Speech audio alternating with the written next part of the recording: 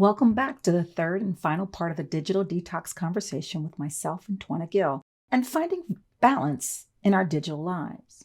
In this episode, we explore the duality of social media, its ability to both entertain and distract us. While social media can be a source of fun, inspiration, and connection, it also has the potential to disrupt our productivity and focus. Our discussion centers around the importance of striking a balance. How do we continue to enjoy the benefits of these platforms while ensuring they don't hinder our work and personal growth? Take a listen. I was doing the detox because it's not fun to me. It's more work related, but for you, you get enjoyment from it. It's fun, and we need that. So if it is getting in the way of you accomplishing, not you specifically, but if it's getting in the way of someone accomplishing other goals, then maybe yes, a digital detox. But for those people who are listening, they're like, I'm like Twanna, like it's fun for me. This is my downtime. A detox may not be something that you need. I think a detox is probably if it's becoming Well, detrimental, right? too much fun cannot be good though. I don't know. Life is short. I feel like That's we're not true. fun But anymore these days. too many cookies, cakes, pies, and fries, and now we have a weight problem, right? Um, Too much time online when you should be focused on something else, and it's keeping you from making money That's or true. making memories. That can be a problem, right? And so that's what I saw because I knew I wasn't working. So it was like, and then You I'm said like I trying to, wasn't working. I wasn't working. Um, So then it was like, okay, what were you doing? Right. And Mhm. if I'm going to say that week was a vacation week and I was having fun, okay, Mhm. I guess. But that can't be every day. But if you are like me and you enjoy it. So another thing I try to do is, especially during the workday, because I do have messages come through on Facebook, sometimes on Instagram, definitely like we're talking about on LinkedIn. Um, I try to keep all of that on a separate window. When I'm Mhm. actually working on a project that requires me to be focused, I don't need to see that how we have those 50 tabs at Yeah. it can't be a part of those 50 tabs. It has to be another window for me so that I don't even see anything flashing. Right. Because if I see it flashing, it grabs my attention. That's I've, what they have it set up. Like they have like right. the red dot on LinkedIn. And it's like, oh my God, Yeah. I And don't want to look at also, it. I learned that I can't have that. Hmm. I can't have notifications ding on my phone. Because every time you hear that, you feel like you have to respond. Yeah. You have to look at it, and once you see it, you feel like you have to respond. So, no notifications for me on any of my devices, whether it's for fun or for work. And I try to during the workday keep those other ones on a different tab. So, Hmm. emails, social media, all that stuff is on a different tab. So, if I'm working on creating a website today, I'm on this screen that I'm working on is just the stuff related to that website or it's just the stuff related to this particular project. It is not this project plus social media and email, or I Hmm. never get anything accomplished. And then I'd be upset if I have to work, at 9 o'clock at nighttime because I was playing on social media with everybody during the course of the day. Because now you're like you don't want to be, remember when you were in school and you might have been this student, right? That there's a group of people probably sitting somewhere in the back of the class and they're cutting up. Right. Always one or two that's in the cut up crew, they still got their work done. And the rest of them are looking at, I thought you was back here cutting up with us. And it's like I was, but I still did my work. I had my head down while I was giggling, right? You at least want to be that person that you're at least getting your work done in the middle of, chaos and not having to stay up late or, find yourself having to apologize for being behind on deadlines or anything like that because you're out, spending time on something that didn't deserve it. So Right. Well, you know what? Just one more thing then that you said, something you said that made me think about how people will sometimes have in their email signature block and they'll say, I only respond to emails between these times. What is your take on that as a business owner? Do you think that would be effective if you were a project manager in a corporation and you had that? Is that a turnoff? Is that it's a expectation setting? personal turn off for me. Hmm. Um, I am a fan of you can do it, but you don't necessarily have to say it. Me Okay. too. I Yeah. don't like it. I Hmm. understand why they're doing it. They want to be transparent so that you Hmm. know if you sent this at 10 and I don't check emails again until 12, you're gonna have to wait. I Hmm. understand why they're doing it. I just don't necessarily need to know that. Right. Um, I think that as a project manager, or even as you're on project teams and you all are talking about your roles and how you like to communicate and operate, I think that's something you can discuss then. Yeah. Set the expectations. Hey, if you need an immediate response from me, this is how you reach me. Otherwise, Right. it may take the workday. Or it may be because sometimes even if you see it at 12 when you said you were going to look at it, Hmm. whatever they're asking could take time for you to produce or time for you to find the answer. And now it's going to be till 4 or 5 o'clock before you responded, but you set the expectation of a response as soon as you saw it. So Right. I think that um in the business space, like I try to tell people, hey, give me a day. Hmm. I try to respond as soon as I possibly can. But sometimes that means it's going to take a day because you may have asked me to do something that requires me to produce something for you. Right. Um, so I think that it comes off more authentic if you just set the expectation in the beginning. Hmm. But I don't like that little message that makes me feel like my Yeah. email isn't worthy of you answering it when you see it. So I don't it. They're just But that setting could be ego expectations. again. But I don't like it. But I think it should be um, acceptable that within 24 hours, unless you asked me to respond sooner, that a 24-hour response should be acceptable. Or Or even one one business business day. Yeah, one that's business 24 hours day on a or Friday still means Monday. yeah, and 24 hours is still too much, especially if you send me a lengthy email. I think in general, I'll take that back. I'm like 2 days. Like I don't trip if someone doesn't respond to me in 48 hours or like you said, 2 business days.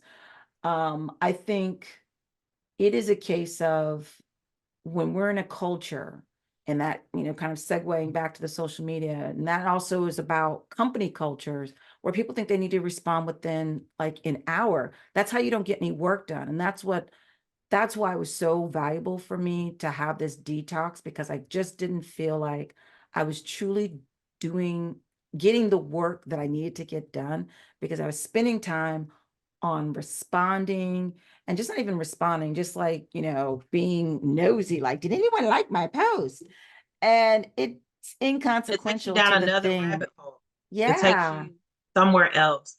And even when it's work related. So even when it's an email, and oftentimes people think that they're asking you something that's very simple, very easy, but it's not. Hmm.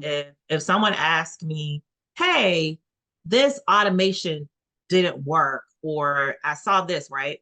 I got to go check everything in the automation and figure out what happens. Hmm. I probably got to test it a couple times on my end before I ask them to test it again. Like it's always going to be, it's more involved typically So than involved. what someone is asking you.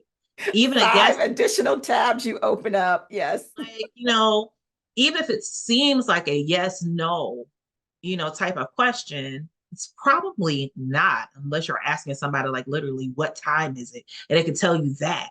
But if it Mhm. requires their brain power, or if it requires them to actually have to talk to someone else, you just have to give people a little bit of grace. But if it's something that's urgent, I think that people should communicate that as well. Say, hey, I need this because I'm doing XYZ. Like this is super important.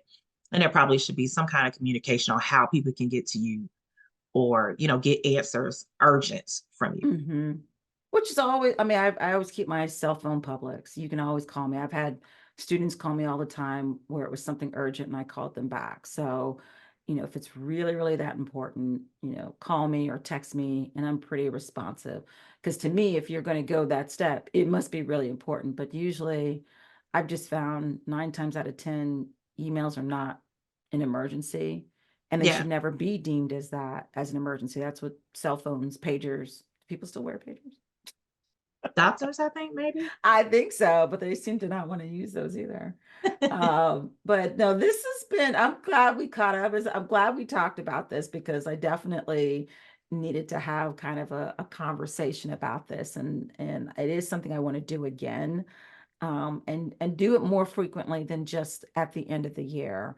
Whether it is even just a day of detoxing. I mean, I know some companies have a quiet day where they don't Mhm. have meetings, and I think that would be nice to have a quiet day of just focusing.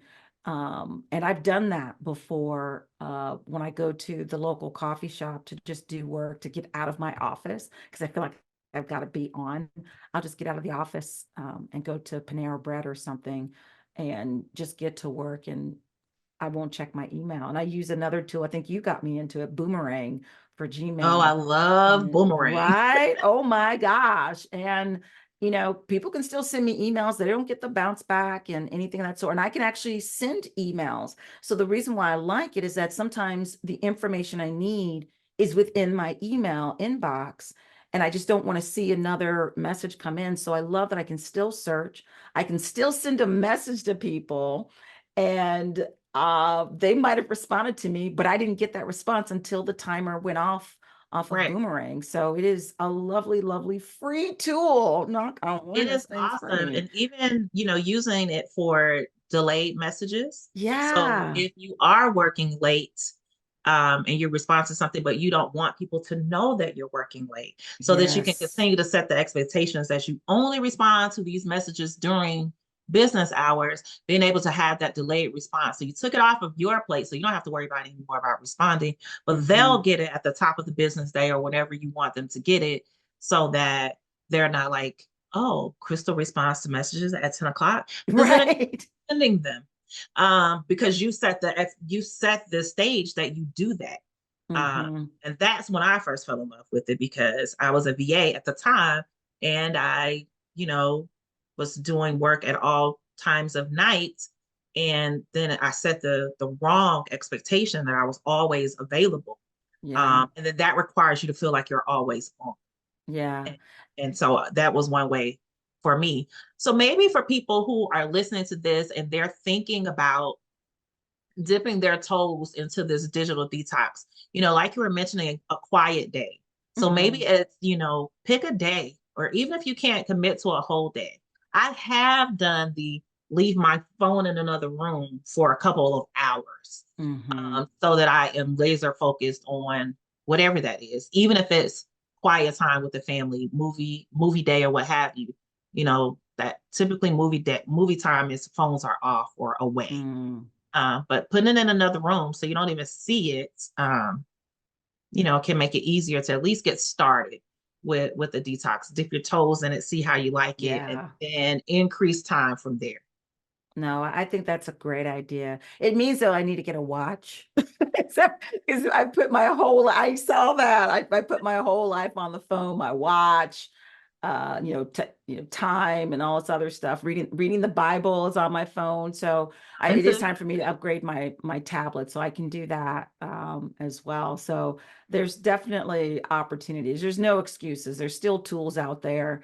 And I think if you can't do it a whole month, you're absolutely right, Twanna. Like, folks, like, try a day. And I think that's how I will start doing it. Instead of feeling like I have to be all in or taking a whole week. Let me take a day, to really just have that time for me, whether it is personal development, professional development. Um, I have found when I've done that, I've really have appreciated that because it wasn't feeling like this rush, rush, rush or pool, as well as sometimes like this suffocation of everything I have to do. It is me taking the time for me and doing things for me. So I loved as always, Twana, I love your candor. I loved your recommendations. Hopefully people have gotten some ideas from what I did to go full scale, and then just getting some ideas to kind of dip their toe into it and then figure out what works for them, because at the end of the day it's got to work best for you to be successful. So I appreciate it. Thank you. it's always fun talking about all these things with you. I really appreciate it. Awesome. Twanna and I geeked out on tools that can help with striking a balance with digital engagement. Tools like delayed email response feature on Gmail and Outlook is a game changer. It prevents late-night emails from disrupting the recipient's personal time, respecting their boundaries and my own. Similarly, I absolutely love Boomerang, which pauses incoming emails, helping me to focus without constant interruptions, allowing me to control when and how I engage with my inbox. Through this digital detox, I've learned invaluable lessons about the importance of being present, not just in my professional life as a project manager, but also my personal life with my family and friends. I hope this episode has inspired you to consider your own digital balance and the profound impact it can have. This detox just isn't about stepping away from the screens. For me, it was about reclaiming my time, refocusing my attention on what truly matters, and breaking the cycle of constant digital engagement. In closing, I invite you to ponder on the time you spend online and consider if a digital detox could help you reclaim one of our most precious resources, time.